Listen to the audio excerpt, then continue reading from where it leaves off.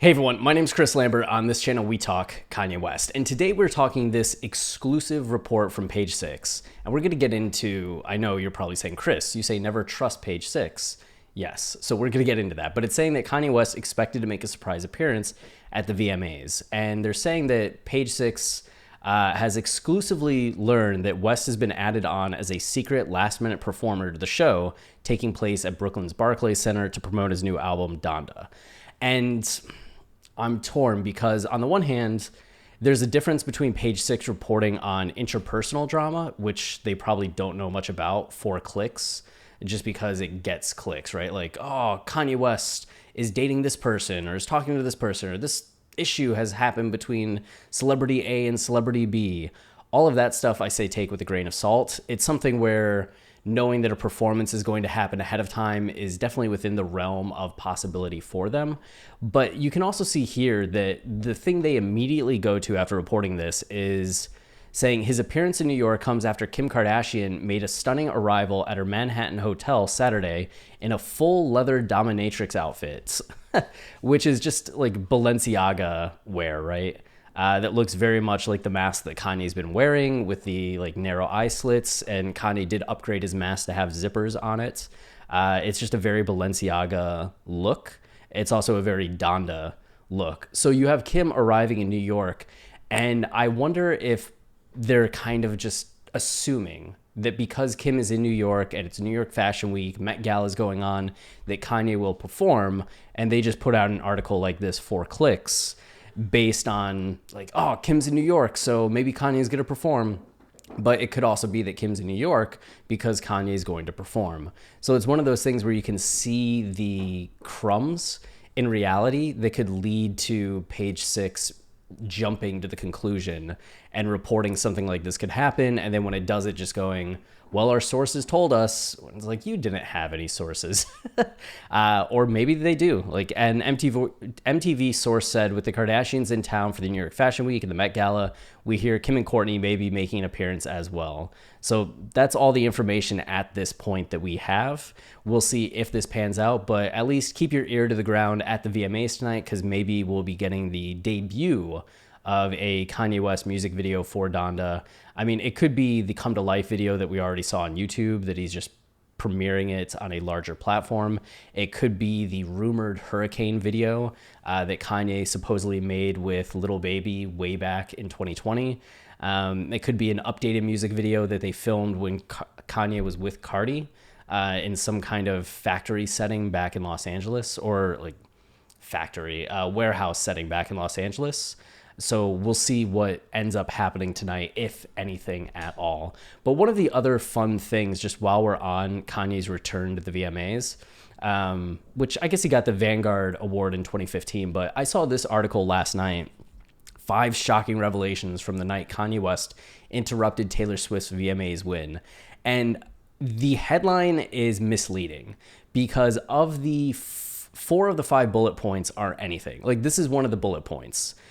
Before Kanye had his moment on stage, the show's executive producer was hopeful that telecast would focus more on the A-list talent delivering unforgettable performances. So it was just supposed to be like this Michael Jackson showcase, and that was it. Like, there's no big shocking reveal, but this is one of the 5 shocking. So I get that Mike is just trying to write the headline that's going to get clicks, because that's what this business is. But like, man, this is not a shocking headline. And then, according to the former vice president of talent relations at MTV News, the rapper had a bottle of Hennessy with him before the show even began. That's also not shocking. The pictures of Kanye with the bottle of Hennessy have been around since that night. The bottle of Hennessy has become part of the lore of that night for over a decade now. So it's not a shocking bullet point, like some shocking revelation. Pink confronting Kanye, I feel like I've heard that before, but had forgotten about it. So that one's a little better, right? Just saying that Pink went up to Kanye, started pointing in his face, and was like head shaking.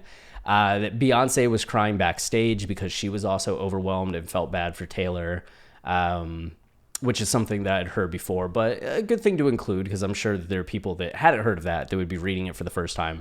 But down here, this is what got me. One day after the MTV VMAs aired, Van Toffler, who was one of the Viacom's former president of Media Networks Music and Logo Group. Oh no, former president of Viacom Media Networks Music and Logo Group. So he was the president of Viacom, called Scott Borchetta, the CEO of Big Machine Records, Taylor's record company. Scott was Taylor's longtime manager in a lot of ways, helped guiding her career. So Van called to apologize. His reaction may surprise some. He's like, Van, here's the thing about it. Yesterday, most of the country had no idea who Taylor Swift was. Today, Oprah Winfrey sent her flowers this morning and asked if she could talk to her. This just cracks me up because I've spent too many years on social media having so many Taylor Swift fans that attack Kanye. Not every Taylor Swift fan, right? But a lot on Twitter being like, no, it was actually Taylor that made Kanye famous. She reignited his career. People already knew Taylor. She had already won Emmys. She had already won Grammys. She was getting millions of views on her YouTube video.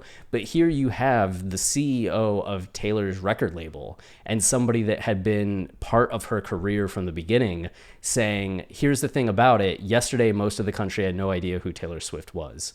So we have somebody from Taylor's team who's close to her admitting back at that time that most of the country didn't know who Taylor was. But after Kanye interrupted her, they all did, which I'm not trying to be super petty here in terms of Kanye and Taylor, but in terms of Taylor fans denying the fact that the VMA interruption had a major impact on the popularity and recognition that Taylor Swift had, you now have evidence to say actually, this person said that most of the country didn't know who she was until that happened. She was well on her way to being a star. Don't get me wrong. She was making great music. She capitalized on the moments and delivered album after album that was incredible and proved that she deserved to have the career that she's had. But still, still, yeah, we have that on record. That's it. So check out the VMAs tonight. If you're enjoying the channel and you want to support us, the easiest way is to like, comment, subscribe, as any of those things tell YouTube this is a channel people enjoy, and then they show it to others, which goes a long way in supporting us. We also have our podcast, Watching the Throne, a lyrical analysis of Kanye West. We are currently doing our Donda season, going line by line through the album, track by track, explaining the meanings, themes, concepts. If you wanted to know more about Donda and specific songs on Donda, one episode of our show will leave you going, wow.